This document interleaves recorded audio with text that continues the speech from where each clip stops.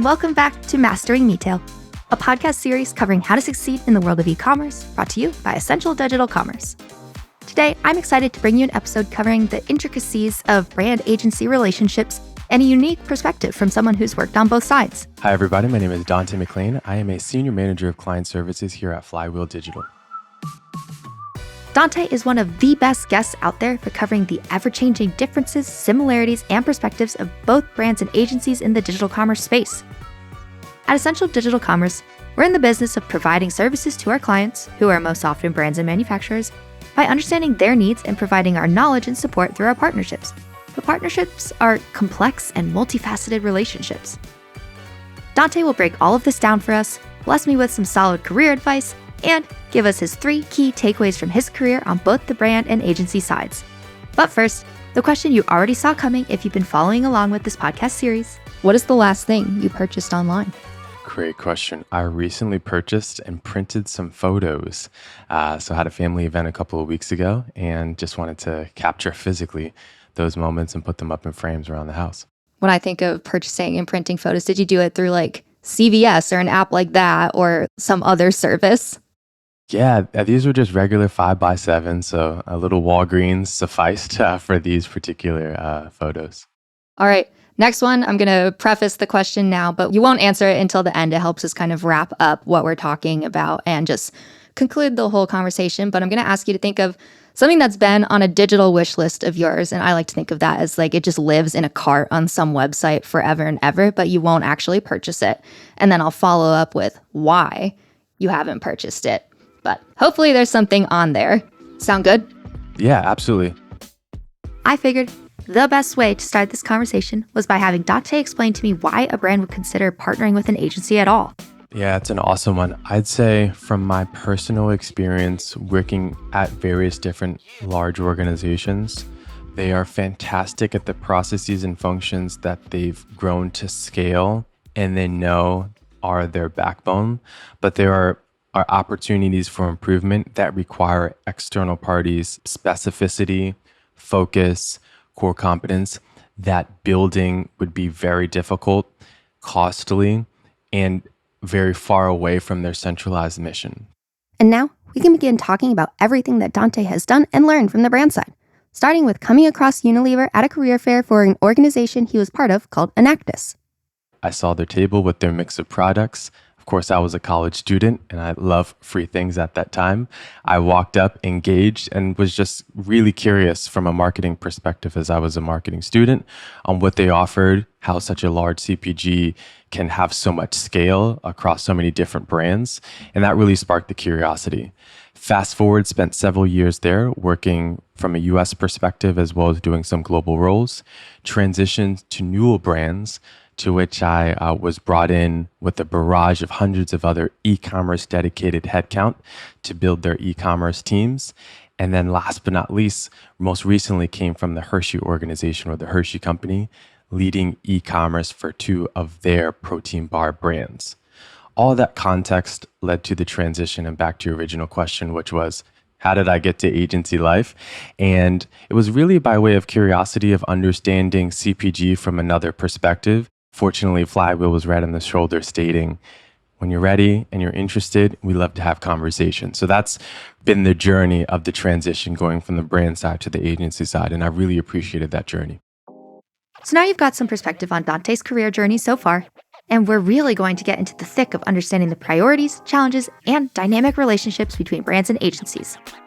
Let's start with the most important learnings from working for a brand. Fantastic questions. I'd say it truly always falls into the people aspect, but additionally the people relative to what the focus and the goals are. So at any organization, I always like to understand what's been happening and what's that relative to the goals that are at play. So whether the goals from a brand perspective is driving share, driving category growth, it is driving household penetration. Those are primarily some of the top goals from a brand perspective. And then what are the people and processes that are in place in order to execute those? Those are really the table stakes that as I'm entering into any relationship, I try to understand. And it's pretty consistent organization to organization, the goals, but what's not consistent is the people and the process in order to make it happen. And that's where the fun and the experience and the creativity come to play. I'm really curious to know, as someone who has never worked the brand side, what are some of the major differences that you notice between kind of workload, type of work you're doing, things like that, when you compare your two worlds of work? Yeah, so there are actually a bunch of similarities. I'd say from a work style perspective, particularly because I am remotely based as well. What I've been really impressed about since joining at the top of May was the depth of connectivity, specifically by way of Slack and other communication channels.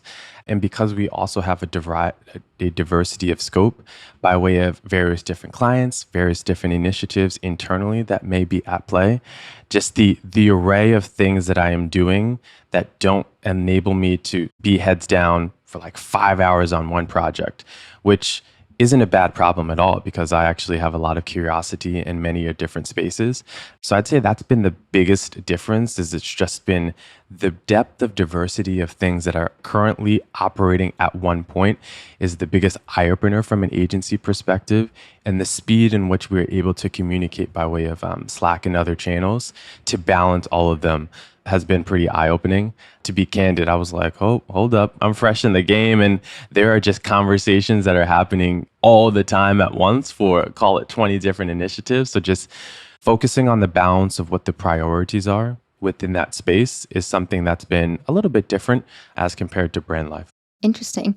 And would you say that those differences were really unexpected when you came over to agency's side, or like they really caught you off guard, or you kind of knew that was coming and you were just ready to get into it? Absolutely knew it was coming. And that was one of the points to which, as I was discussing with folks, the role and the entry, that was one of the things that I wanted to be super cognizant of is at what point does it become too much, right? Because additionally, one of the other elements that I was cognizant of is the depth of potential burnout that in agency life could occur, right? So what's that tipping point? What are the mechanisms at play internally to which you can raise your hand and elevate? Hey, it feels like something needs to give here. Here is my, proposal as to how we can shift things around, or just getting reprioritization alignment with leadership. So I was definitely aware of that. But fortunately, I'm under great direction from some fantastic folks who have been in this space for years and get it. And I'm feeling really good about it. It's actually a lot of fun. It's like a massive game, right? Yes. And the ultimate goal, particularly within the scope that I'm in, is ensuring that the clients have the best things that they need to be successful. And that's done by way of ensuring that our teams have all the things that they need to be successful. In your experience, coming from both like the brand and the agency side of things, do you feel like there was a particular side that you provided more value for the brand, whether that be working directly for the brand or on the agency side? Interesting question. Let me pause and think about that before I react. Go for it. While Dante thinks about my interesting question, let's take a quick break. Do you enjoy listening to podcasts? I would hope so because you're here. So if you do, I have a podcast suggestion for you. Hi, Called 3 Years Ahead. my name is Duncan Painter. And while I'm not hosting it, I'm the CEO our CEO is. of Essential PLC. So listen here. A CEO today C-suite executives has to set strategy at least 3 years out. are faced with challenging decisions each day, Leaders need to constantly pivot with an added layer of complexity their brand or company when these decisions can dramatically impact the future of their business. for these challenges But how do they make these tough decisions? and opportunities of e-commerce. How do they learn to think many years ahead How can you best position your brand without fully knowing what the future might bring? or manufacturer to be ready for the new challenges? 3 years ahead This podcast will follow CEO of Essential PLC, focuses on why e-commerce Duncan Painter, is so important through discussions with other leaders in the dynamic digital commerce industry for a CEO today. to dig into how they make decisions for the future of their companies, Look out for this podcast what they've learned, on your favorite platforms and their advice to other leaders like Apple, in similar situations. Spotify, A must listen for anyone in the industry. or iHeart. Maybe I can get a raise for mentioning my CEO's podcast. Let's see if Dante's ready. I'd say at this current moment, and it's only because we are at various different places with various different clients, my depth of value may have gone a longer way on the brand side. And that's particularly because in several cases currently, I previously had on the other side, more visibility into the other cross-functional influences that brands are dealing with in order to execute their KPIs. So what that could look like, for example, is the intricacies of the challenges and opportunities with supply chain, to which supply chain implications are ubiquitous in all things that we do these days. If current client scope on the agency side doesn't enable me visibility of supply chain highs and lows, then my added value is a bit diminished comparatively, right? And that can also be true with the likes of JBP relationships or joint business planning relationships with retailers and the depth of visibility that I may have on the agency life versus the very clear seat at the table that I would have on the brand side of the equation. So I'd say at the current moment, and it's definitely predicated on the dynamics of my client basis today, but as an aggregate, I'd say probably was adding more value on the brand side. And that's the aspiration here is how do we become that tried and true partner with our clients by way of having as much familiarity with their cross-functional influences as possible to drive after their KPIs. So we're getting there. I'm there with certain clients more than I am with others. That was a great answer. Although internally, right, internally within the context of brand side, you may have access and visibility to cross functions, to various different data sources, where I think the commission and really necessitate agency partnership is the ability to execute, to strategize and to execute, because there are only a finite amount of resources to take that depth of access of data and functions and cogs within the system to make happen. And that's where, us at Flywheel and other agency support come into play is we'll take what you give us, we'll make the magic happen to execute because we are cognizant that you may not have the hands, the resources, the technical know-how in some aspects in order to put everything together. So definitely adding value on that front in with what we receive from them based off of the focus that they've given to us, we definitely execute. Let's jump into Dante setting me up to go forward with some solid advice. Remember, I haven't worked on the brand side here, so I asked him how to navigate situations where a brand might have a very significant push for maybe a specific KPI, report, forecast, test, etc. that sometimes on the agency side we don't necessarily think is worth the time investment or execution because of some of the complexities of the industry. How would I navigate that going forward? Obviously, I want to do everything to make my client happy, but we also want to pursue avenues that are the best for our client's business. I would challenge our internal leadership, and particularly those who are directly interfacing with the POCs on the brand agency side, to get as much clarity as possible of what those KPIs should look like. Certainly I hear you in the point of pushing back in some aspects, etc. But ultimately, right, if said brand wants to focus on metric X, it's really in our best interest in order to achieve that, but additionally provide them the other variables and metrics that should matter to them as well. And the clarity of what the goalposts or the goals are needs to permeate down across both vertically as well as horizontally, internally here. And I'd say to really challenge your leadership to provide you that visibility of what it is. And additionally, as you are on the journey of executing against the goals that are defined with the brand, I would additionally always be curious as to the why as things are coming to life. The why and influences on, hey, it looks like KPI X is performing or not performing. Here's all the things that we've been able to do. What does this look like for you all internally as you are socializing this development to function X or function Y? Those types of questions help to better understand some of the other brand goals that they haven't been prescriptive to inform us about. So those would be my two proposed solutions for you is challenge your flywheelers or your flywheel leadership to provide you that visibility. And then additionally, in engagements that we're having with our brand partners, asking those questions along the way, it'll give you and make you a much more familiarized partner to them. I'm going to share with you one of the best things I've heard while recording this podcast that just sums up what you can observe while working in the digital commerce industry so well. We find ourselves doing very technical things every day on the agency side, while also working with real client humans who also do very technical things every single day. Let's send it back to Dante. Do I have other influences, right? Particularly from a sheerly brand side who are very upper funnel focused. Is the depth of awareness and the CPMs sufficing for their expectations as they compare to other different avenues that they can invest in? That's where there's a lot of challenging discussions, but again, super, super fun. It's an art and a science and the balance between the two. And then you've got people in the mix. So of course, we're naturally going to get, emotions and feelings in play in a professional sense, of course.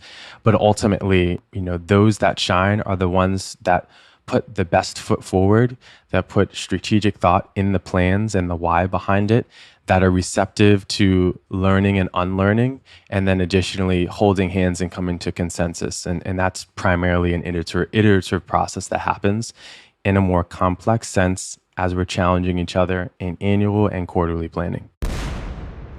Boom. And now, the moment you've been waiting for. Dante's 3 key learnings he's accumulated from working so many different angles in the digital commerce industry. Let's talk about number 1. But you gave me that a really important key learning that you have just from your entire career journey is to have a people focus on understanding, finding vested interests, and tapping into superpowers. And so my follow-up question for you is that we do such tactical jobs at Flywheel. Maybe you do a little bit less tactical execution work than I would as, levels of management go. But how do you specifically work on focusing on people rather than those kind of like executionary tasks or reports or things like that? Fantastic question. And I too am in the tactical as well as the strategic day in and day out, depending on the likes of the requests that come in. So I emphasize this idea of one team.